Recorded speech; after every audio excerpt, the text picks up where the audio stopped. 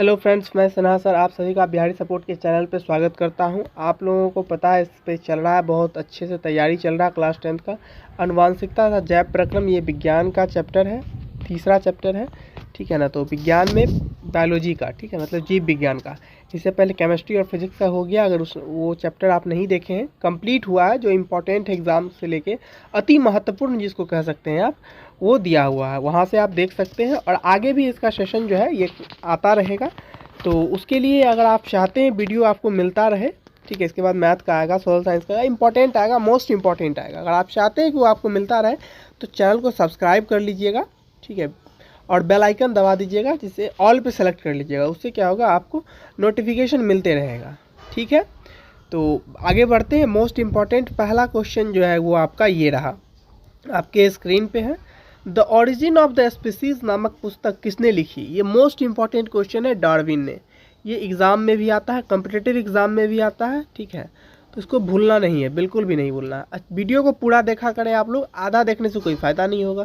क्योंकि देखिए, हमको पता है लास्ट में हम पिक्टोरियल समझाते हैं। देखिए, पिक्टोरियल से सारा चीज़ समझाएंगे कि क्या चीज़ कैसे होता है, ठीक है ना। सारा चीज़ समझाएंगे, देखिए ये सब समझाएंगे आपको, ठीक है ना। तो इस सब से आप अवेयर हो जाएंगे ना, ठीक है ना। तो पूरा देखिए वीडियो, ठीक है। देखिए अगला प्रश्न क्या है। कीटों के पंख, चमगादड़ के पंख किस तरह के अंग हैं? समवृत्तीय अंग हैं, समझ रहे हैं, एक समान होते हैं। आगे देखिए, जीन शब्द का प्रस्तावना किसने दिया? जॉनसन। ये जो जॉनसन है ये एक महान वैज्ञानिक थे, इन्होंने जीन शब्द का प्रस्तावना दिया, ठीक है ना। अगला देखिए, गुणसूत्र बने होते हैं डीएनए और प्रोटीन्स व आरएनए से, ठीक है। देखिए डीएनए कैसे होता है, ऐसा होता है डीएनए, ठीक है ना। डबल हेलिक्स उसको कहते हैं। डीएनए की संरचना कैसी होती है? Double helix. और आरएनए की संरचना सिंगल हेलिक्स। देखिए हम लोग मल्टीपल ऑफ क्वेश्चन वाले नहीं लाते हैं, क्योंकि वन लाइनर लाते हैं, क्योंकि आपको एक ही चीज़ याद रखना है, बस, दूसरा कुछ नहीं। इम्पॉर्टेंट पॉइंट ऑफ व्यू से पढ़िएगा तो बहुत ज़रूरी होगा। आप लोगों को पता ही है कि ऑफलाइन भी क्लास चलता है, ठीक है ना, जो कि ऑनलाइन मोड में चलता है। और देखिए, कोशिका में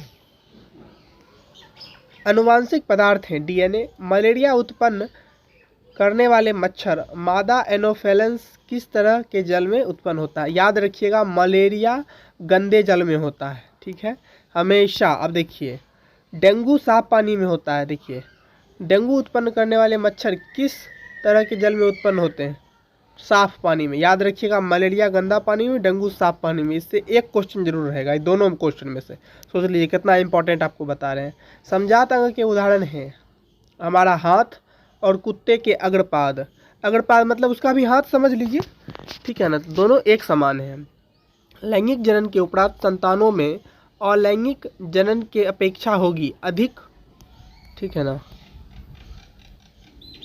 अब अगला प्रश्न देखिए क्या है। मेंडल ने अपने प्रयोग के लिए किस पौधे को चुना था? मटर का। मटर खाते हैं ना, हरा मटर, उसी के लिए वो चुना था। पिक्चर से भी है।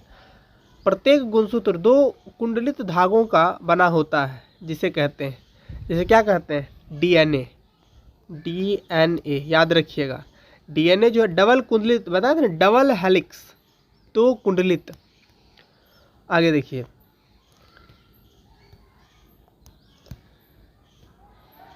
शरीर में भोजन का पाचन किस प्रकार की अभिक्रिया होती है? शरीर में जब हम खाते हैं कोई भी चीज़ तो वहाँ पे उपचयन अभिक्रिया होती है, ठीक है, उपचयन अभिक्रिया होती है, जिससे खाना पचता है। देखिए ये भी मोस्ट इंपॉर्टेंट क्वेश्चन है। स्त्रियों में लिंग गुणसूत्र होते हैं XX, पुरुष में लिंग गुणसूत्र होते हैं XY, ठीक है ना। अगला देखिए, मनुष्य का वैज्ञानिक नाम है होमोसेपियन। इंपॉर्टेंट क्वेश्चन है, कॉम्पिटिटिव BPSC में पूछ देता है ये सब क्वेश्चन, ठीक है ना। तो इस सबको हमेशा याद रखिए कि आप किसी भी चीज़ का तैयारी कर रहे हो, इसको याद रखिएगा, ठीक है ना। अब देखिए, चमगादड़ एवं पक्षी के पंख किस प्रकार के अंग उदाहरण है? समरूप, ठीक है ना। मैथ में पढ़े होंगे समरूप किसे कहते हैं, ठीक है ना। तो उसी तरह का समरूप होता है। प्रकृति वर्णन द्वारा जैव विकास, इस सिद्धांत के जनक कौन थे? Charles Robert Darwin. वंशागत नियमों का प्रतिपादन किसने किया? Gregor John Mendel. याद रखिएगा, मेंडल मतलब मटर, याद रखिए। किस पर किए थे? सबसे पहले मटर के पौधे पर, ठीक है ना। अब देखिए यहाँ पे मेंडल ने जनक पीढ़ी को की लेटर से सूचित किया। पी क्यों सूचित किया?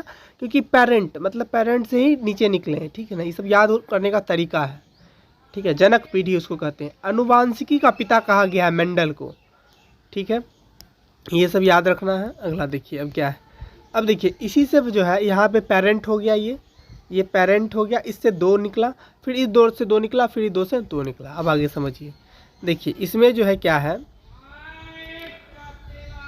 देखिए 2 पीढ़ियों तक लक्षण का वंशानुगणन, मतलब 2 पीढ़ी तक जो है ये वंश जो है इसका चलता है। कैसे? देखिए यहाँ पे देखिए F1 है, मतलब फर्स्ट जनरेशन है, ठीक है।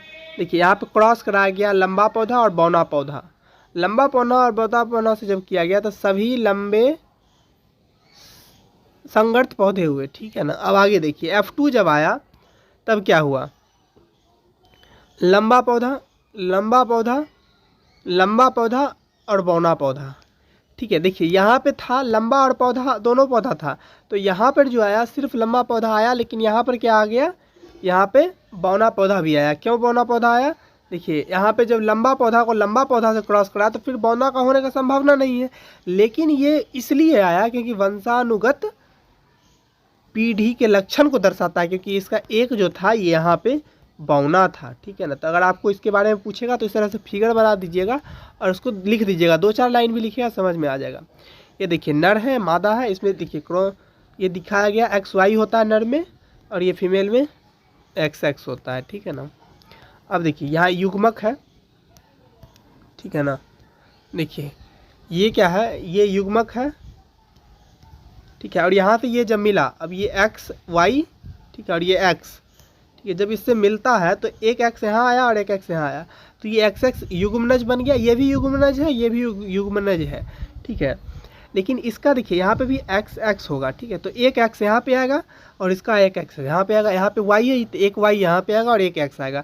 तो इससे क्या होगा, देखिए ये XX बन गया, तो फिर इससे मादा का निर्माण हुआ, इससे फिर नर का निर्माण हुआ, ठीक है। तो इसको आपको समझना है कि ये 2 युग्मक हैं, ठीक है। एक ये नर युग्मक, ये मादा युग्मक, तो इसमें XX है, एक X इसमें आया और इसका X आया और ये इसका है, यहाँ से ये आया, ये Y ये X, तो ये XY बन गया, ये XX बन गया, ठीक है।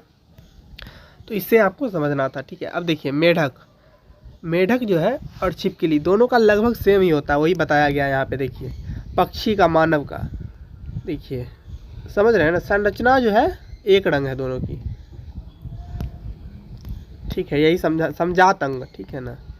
अब देखिए इसको समझिए, पक्षी का और चमगादड़ का, ये अक्सर पूछ देता है। देखिए ये है आपका चमगादड़ का और ये है आपका पक्षी का, ठीक है ना।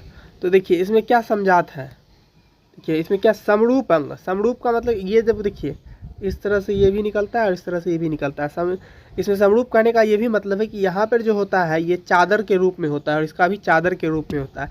ये बोन दिखाया गया है आपको, बोन मतलब हड्डी दिखाया गया और चादर के रूप में दिखाया गया है, ठीक है ना। अब देखिए जंगली गोभी से कितना गोभी बना है, जंगली गोभी का विकास कैसे हुआ। देखिए ब्रोकली जो हम लोग खाते हैं ये भी जंगली गोभी है, ठीक है। इसका विकास हुआ है, जंगली गोभी का विकास हो गया, ब्रोकली बन गया।